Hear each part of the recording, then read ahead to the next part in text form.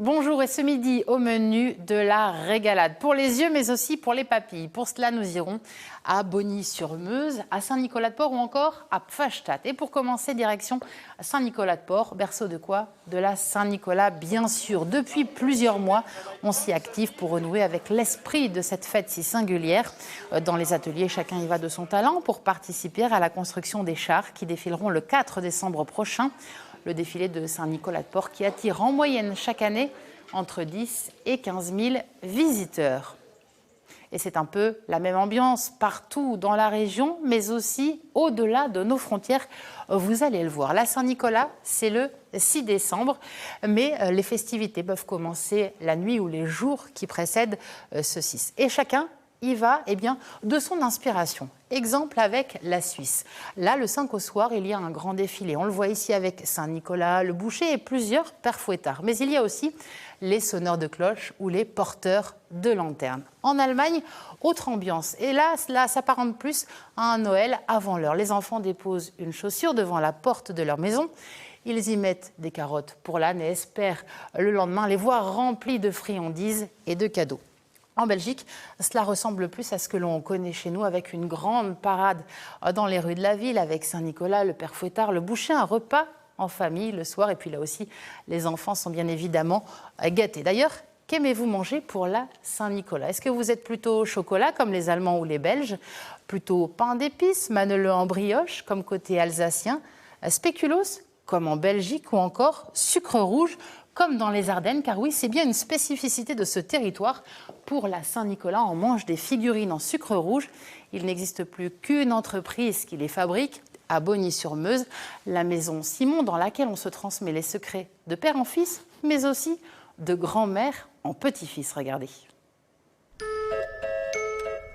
Chaque année depuis 4 ans, Thomas quitte la région parisienne et s'installe chez Mamie Janine à Bogny-sur-Meuse. D'octobre à décembre, il perpétue dans l'atelier de sa grand-mère et dans les mêmes casseroles héritées de son arrière-arrière-grand-père la tradition des sucres rouges des Ardennes, une confiserie dédiée à la Saint-Nicolas et aux fêtes de fin d'année. C'est un héritage familial. Mamie a appris de son père de son père, et on en est aujourd'hui à la 4e génération du coup. Donc là, j'ai déjà préparé mon mélange. Il y a 4 ingrédients, du sucre, du glucose, de l'eau et le colorant naturel rouge. Je le porte à la bonne température et ensuite je transviderai mon mélange dans cette petite casserole qui me permettra de couler le sucre rouge directement dans les moules.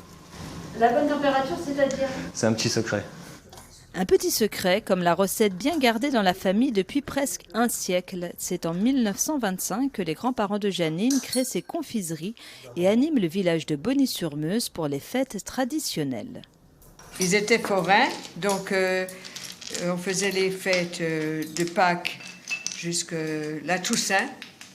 Et on rentrait à la Toussaint les manèges, et là, on se mettait à faire les sucres rouges pour l'hiver. Avant la guerre, oui. Les gosses, ils avaient un petit sachet pour le moment de Saint-Nicolas, dans les écoles. Une fois la cuite prête, Thomas accroche la casserole à un système original. C'est mon arrière-grand-père qui avait fait ça quand il a commencé à vieillir. Il coulait directement en portant la casserole à la main sans ce système. Et quand il a commencé à vieillir, c'est vrai que c'est lourd. Ça représente à peu près 2,5 kg, donc 2,5 kg à bout de bras. Au bout d'un moment, ça pèse. Thomas remplit minutieusement les 82 moules en métal argenté qui ont près de 100 ans. Exceptionnels, ils représentent des objets, des animaux et des personnages. Le coq français. Oui. Et c'est ton grand-père qui l'a fait, c'est ça celui-là? Oui, c'est mon arrière-grand-père. Il l'a fait dans une fonderie. Et là, on a le moule du Saint-Nicolas. On a 220 grammes de sucre pour faire ce gros Saint-Nicolas.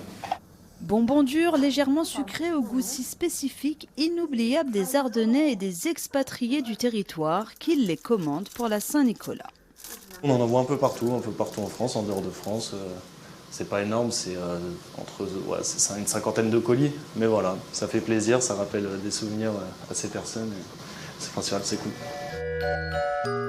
Éphémères, ces sucres rouges sont l'emblème des Ardennes, à découvrir ou à retrouver en boutique durant les fêtes, sur les marchés de Noël également, ou encore en ligne.